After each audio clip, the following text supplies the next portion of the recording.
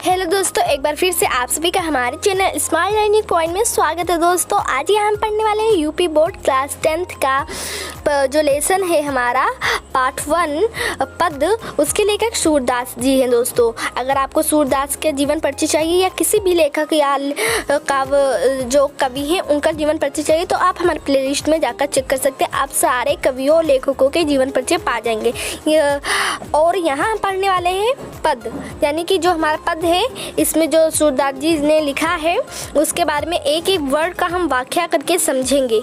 ये पार्ट हमारा 2 है। दोस्तों अगर पार्ट 1 आपने नहीं देखा है तो हमारे प्लेलिस्ट में जाकर चेक कीजिए या डिस्क्रिप्शन बॉक्स को ही चेक कर लीजिए, आप लोग उस वीडियो का लिंक्स पा जाएंगे। दोस्तों तो चलिए हम यह वीडियो बिना टाइम को वेस्ट किए हुए स्टार्ट करते हैं। बट स्टार्ट करने से पहले अगर आप हमारे चैनल पर नए हैं, अभी तक आपने हमारे चैनल को सब्सक्राइब नहीं किया तो सब्सक्राइब कर ले, जिससे आप सभी को हमारे सारे न्यू वीडियो के नोटिफिकेशन मिलते रहें। दोस्तों तो आई होप आप लोग को समझ में ही आया होगा हम क्या आप लोग से कहना चाहते हैं। तो चलिए हम ये वीडियो को स्टार्ट करते हैं। देखिए यहाँ है हमारा जो पहला है, यहाँ से देखिए आप लोग, मैं अपनी सब गाय चरई हो, प्रात होत बल के संग जइयो, तेरे कहे न रहियो।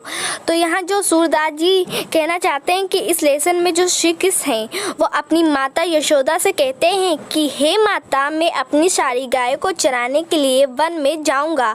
प्रातःकाल होते ही मैं भैया बलराम के साथ वन में जाऊंगा। मैं तेरे कहने पर घर पर नहीं रुकूंगा। फिर यहाँ से है दोस्तों, आप लोग देख सकते हैं, ग्वाल बाल गैनी के भीतर नहीं डर नहीं लागत। फिर कह रहे हैं ग्वालों, मतलब जो गायों को चराते थे उन्हें ग्वालों कहते थे। ग्वालों और गायों के बीच मुझे तनिक भी डर नहीं लगता। फिर है आज न सोवो नंद दुहाई रेनी रहूंगो जागत। मैं आज नंद बाबा की सौगंध खाकर कहता हूँ कि मैं रात भर नहीं सोऊंगा और जगता रहूँगा। फिर है और ग्वाल सब गाय चरइयो, मैं घर बैठे रहियो। फिर यहाँ से दोस्तों आप लोग का है और ग्वाल सब गाय चरइयो, मैं घर बैठे रहियो। देखिए यहाँ कह रहे हैं ये ताकि सुबह ग्वालों के साथ गाय चराने के लिए जा सकूं। मुझे यह अच्छा नहीं लगता कि और सभी ग्वाले गाय चराने के लिए जंगल में जाए और मैं घर बैठा रहूं। यही यहाँ कहा गया दोस्तों कि मैं घर बैठे रहियो, मतलब ग्वाल बालों जब जाएंगे गाय चराने और मैं ऐसे ही घर पर बैठा रहूं। वो कौन कह रहा है? श्री कृष्ण अपने माता जी से कह रहे हैं। फिर दोस्तों यहाँ से सूर्य श्याम तुम सोई रहो, अब प्रात जान में दई हो। तो यहाँ से कहा गया है ऐसा कैसे हो सकता। इतना सुनकर माता यशोदा ने श्री कृष्ण को आश्वासन दिया और कहा कि हे पुत्र, अब तुम सो जाओ, सुबह होने पर मैं तुम्हें गाय चराने के लिए अवश्य भेज दूंगी। तो दोस्तों आई होप आप लोग को समझ में आया होगा, एक एक वर्ड का हमने कितने अच्छे तरीके से आप लोग को व्याख्या करके समझाया। तो अब चलिए हम लोग देखते हैं इसका संदर्भ और फिर से हम व्याख्या आपको लोग को लिखा कर दिखा रहे हैं, लिखा हुआ, और जिससे आप लोग स्क्रीनशॉट ले लें और अपनी कॉपी में टिक कर लें। दोस्तों तो चलिए हम लोग देखते हैं इसका संदर्भ प्रसंग व्याख्या। तो चलिए देख लेते हैं। देखिए दोस्तों यहाँ आ चुका है आपका संदर्भ। प्रस्तुत गद्यांश हमारी पाठ पुस्तक हिंदी के पद खंड में संकलित तथा सूरदास जी द्वारा रचित सूरसागर के पद नामक शीर्षक से उद्धृत है।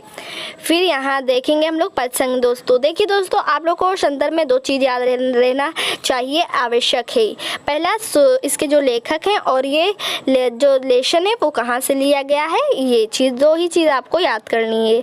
फिर प्रसंग इसमें लिखना रहता है, व्याख्या काव्य सौंदर्य बहुत ही इंपॉर्टेंट रहता है दोस्तों लिखना। अगर आपने काव्य सौंदर्य नहीं लिखा तो आप लोग को एग्जामिनर फुल मार्क्स नहीं देगा, इसलिए आप लोग काव्य सौंदर्य बिल्कुल कीजिएगा दोस्तों एग्जाम में।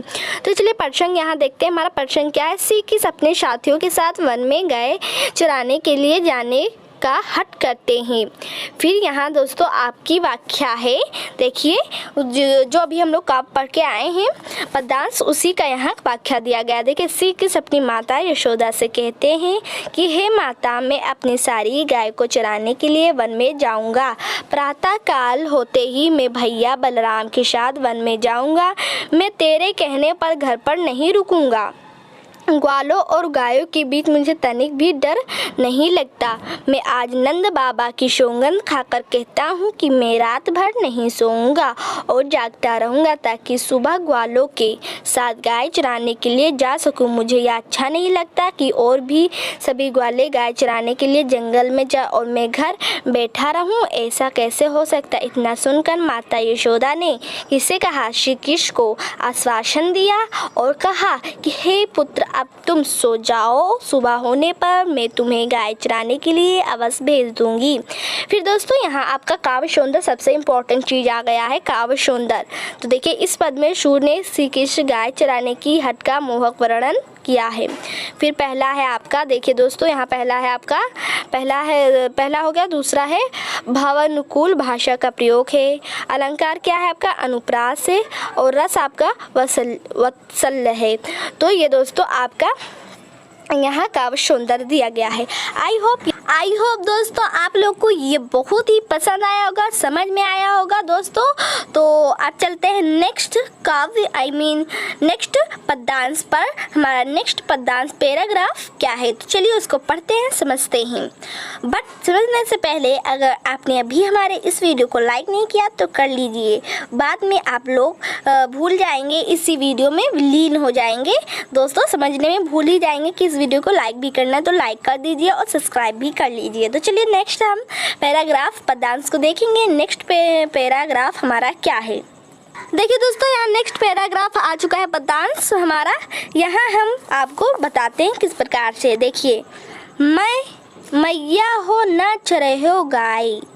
इस पद में सूरदास जी द्वारा श्री कृष्ण का बाल लीला का वर्णन किया गया। देखिए यहाँ श्री कृष्ण वन में ग्वाल बालों द्वारा उनके प्रति किए गए व्यवहार के संबंध में अपनी यशोदा माता से शिकायत करते हुए कहते हैं, क्या कहते हैं? अब चलिए हम लोग देखते हैं। सिगरे ग्याल गिरावत मोशो मेरे प्याई पिराई। तो देखिए यहाँ उन्होंने कहा कि हे माता, मैं अब गाय चराने न जाऊंगा, ये सब ग्वाले मुझसे ही गाय को घिरवाते हैं। दौड़ते दौड़ते मेरे पैर दुखने लगते हैं। हे माता, यदि तुझे विश्वास न हो तो बलराम भैया से पूछ लो। फिर यहाँ जो न पति ही पूछे बल दाऊ अपनी सो दिवाई। यहाँ कह रहे हैं यदि विश्वास तुम्हें ना हो तो बलराम भैया से पूछ लो। फिर कह रहे हैं किंतु अपनी कसम दिलाकर पूछना, अन्यथा बलराम भैया भी झूठ बोल सकते हैं। फिर कह रहे हैं यह सुनी माई जशोदा ग्वालिन गारी देती रिसियाए यदि तुझे। फिर यहाँ कह रहे हैं बालक श्री कृष्ण की यह शिकायत सुनकर माता यशोदा क्रोध से आकर ग्वालों को गालियाँ देती और कहती हैं कि मैं अपने बालक को इसलिए भेजती हूँ कि वह जरा मन बहलाकर आ जाए। यहाँ में पठती अपनी लड़का को आवे मन बहराए। देखिए दोस्तों यही बात यहाँ कहा गया है कि इसलिए भेजती हूँ कि वो थोड़ा सा अपना मन बहलाकर आ जाए। फिर है सूर श्याम मोरो अति बालक मारत ताही दिगाई सखीरी मुरली लीजे चोरी। कुछ मनोरंजन हो जाएगा, मेरा बालक तो अभी छोटा है, इस तरह से तो ये दुष्ट ग्वाले उसे दौड़ा दौड़ा कर परेशान कर डालेंगे। दोस्तों आई होप क्या आपको पैराग्राफ बहुत अच्छे से समझ एक एक वर्ड का आया होगा व्याख्या। अगर आप कहीं भी कंफ्यूज है तो ज़रूर कमेंट्स में पूछिए। और अगर आपको यह वीडियो हमारा पसंद आ रहा है, कैसा लग रहा है, तो ये भी कमेंट्स में बॉक्स में लिख कर भेजिए जिससे हम जान सके आप लोग को हमारा वीडियो कैसा लगता है दोस्तों। और अगर आपको कोई भी टॉपिक क्वेश्चन नहीं समझ में आ रहा है तो ज़रूर पूछिए, उस पर ज़रूर आपको हम वीडियो प्रोवाइड कराएंगे। तो चलिए अब हम लोग इसका संदर्भ देखते हैं किस प्रकार से है। देखिए दोस्तों यहाँ आप लोग संदर्भ देख सकते हैं। संदर्भ हमारा प्रस्तुत पद्यांश हमारी पाठ्य पुस्तक हिंदी के पद खंड में संकलित तथा सूरदास जी द्वारा रचित सूर सागर के पद नामक शीर्षक से उद्धृत है। दोस्तों अगर आपको यहाँ टफ लगता है उद्धृत तो आप लोग यहाँ ये भी लिख सकते हैं लिया गया है। अब चलिए हम लोग इसका प्रसंग देखेंगे। दोस्तों हमारा प्रसंग किस प्रकार से है, फिर व्याख्या देखेंगे। कि दोस्तों यहाँ पर प्रसंग हमारा आ चुका है, आप लोग देख सकते हैं स्क्रीन पर। देखिए, प्रस्तुत पद में श्री कृष्ण की बाल लीलाओं का वर्णन किया गया है। फिर आपका वाक्य है, इस पद में सूरदास जी द्वारा श्री कृष्ण की बाल लीला का वर्णन किया गया है। दोस्तों ये आप लोग स्क्रीनशॉट ले लें दोस्तों, और अच्छे से नोट्स कॉपी में लिखकर याद कर लें, क्योंकि सूरदास के पद नामक पाठ से बहुत पूछा जाता है दोस्तों क्वेश्चन, तो इसलिए आप लोग याद कर लें। देखिए, श्री कृष्ण वन में ग्वाल बालों द्वारा उनके प्रति किए गए व्यवहार के संबंध में अपनी यशोदा माता से शिकायत करते हुए कहते हैं कि हे माता, मैं अब गाय चराने ना जाऊंगा। देखिए दोस्तों, यहाँ पहले वो तो जिद कर रहे थे, नहीं हमें गाय जाने दो चराने के लिए, मैं घर पे क्या करूँगा। अब वो शिकायत कर रहे हैं अपनी माता से कि मैं अब गाय चराने नहीं जाऊँगा। ये सब ग्वाले मुझे ही गाय को घिरवाते हैं, दौड़ते दौड़ते मेरे पैर दुखने लगते हैं। हे माता, यदि तुझे विश्वास ना हो तो बलराम भैया से पूछ लो, किंतु अपनी कसम दिलाकर पूछना, अन्यथा बलराम भैया भी झूठ बोल सकते हैं। बालक श्री कृष्ण की यह शिकायत सुनकर माता यशोदा क्रोध में आकर ग्वालों को गालियां देती और कहती कि मैं तो अपने बालक को इसलिए भेजती हूँ कि वह जरा सा मन बहलाकर आ जाए, कुछ मनोरंजन हो जाएगा, मेरा बालक तो अभी छोटा है। इस तरह से तो ये दुष्ट ग्वाले उसे दौड़ा दौड़ा कर परेशान कर डालेंगे। तो दोस्तों, आप लोगों ने यहाँ कितनी अच्छी तरीके से पैराग्राफ की व्याख्या को देखा और समझा।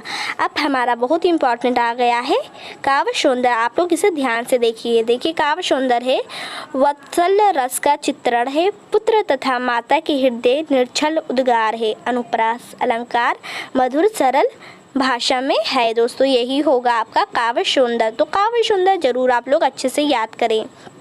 अब चलिए नेक्स्ट हम लोग देखेंगे अपना 6 पैराग्राफ। दोस्तों पार्ट 1 में तो आपको 3 बता दिए थे, इस पार्ट 2 में आपको 3 बता दिए, यानी कि कुल मिलाकर आपका 6 पैराग्राफ हो चुका है। और जो आप नेक्स्ट मतलब पार्ट 3 बनाएंगे उसमें ये पूरा लेसन हम समाप्त कर देंगे। तो चलिए देखते हैं इसका नेक्स्ट पैराग्राफ क्या है। देखिए, सखी री मुरली लीजिए चोरी, सखी री मुरली लीजिए चोरी। यहाँ कह रही हैं, हे सखी, किसकी मुरली को हम लोग चुरा क्यों ना लें, जिन्हें गोपाल किन्हीं अपने बस प्रीति सबनी की तोरी। क्योंकि इस मुरली ने श्री कृष्ण को अपने वश में कर लिया और सबके प्रेम संबंध को तोड़वा दिया। फिर है छिन एक घर भीतर निसी बाशर धारत ना कभू छोरी। श्री कृष्ण बांसुरी के प्रेम में ऐसे आसक्त हो गए कि घर बाहर रात दिन वे उसे अपने रखते हैं, मतलब साथ रखते हैं।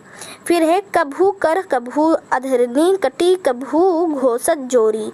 एक क्षण के लिए भी वे इस अपने से अलग नहीं करते। वे कभी हाथ में, कभी ओठों पर और कभी कमर में रख लेते हैं।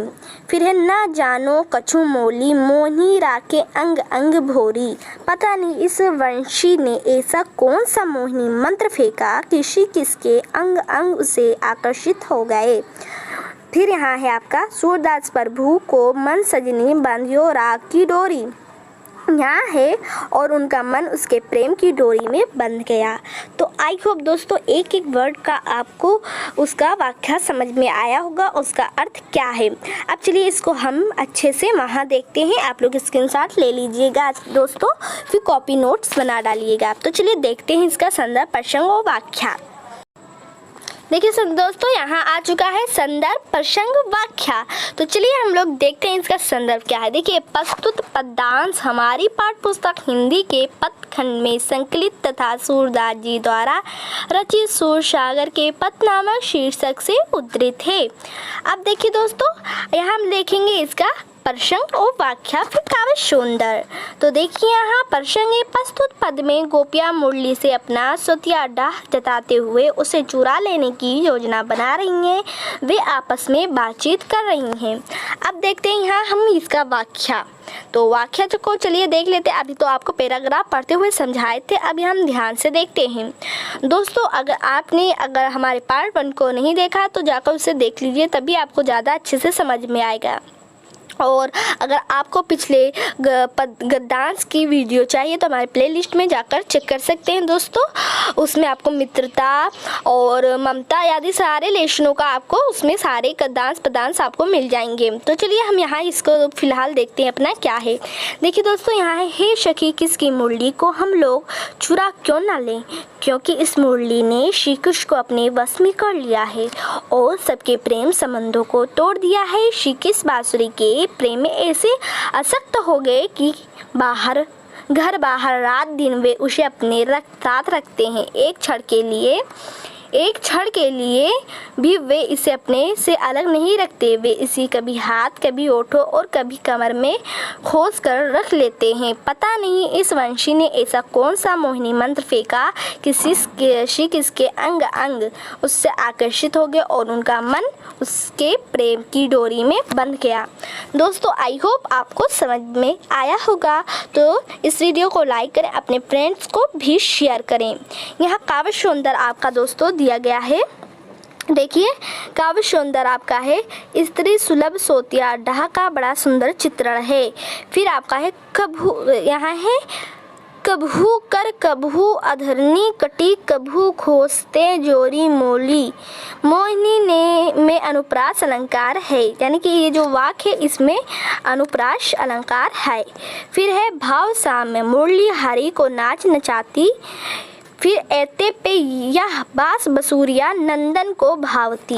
दोस्तों, ये आपका काव्य सौंदर्य था। दोस्तों, अगर आपको व्याकरण हिंदी ग्रामर चाहिए तो आप लोग प्लेलिस्ट में हमारे जाकर चेक कीजिए। आप लोग को जितना हाई स्कूल में क्या क्या आता है सारे उसमें बताए गए हैं। दोस्तों, अगर आपको कोई बुक के बारे में भी जानना है, जानकारी प्राप्त करनी है तो ज़रूर कमेंट करें। देखिए दोस्तों, आपको ज़रूर ये समझ में आया होगा। तो आई होप दोस्तों अब ये वीडियो को आप लोग लाइक कर दीजिए और ये भी बताइए कि यह वीडियो कैसा लगा। अब नेक्स्ट वीडियो के साथ जब हम मिलेंगे तो ये जो लेसन है उस वीडियो में हम समाप्त कर देंगे दोस्तों। तब तक के लिए इतना ही। Thank you for watching this video.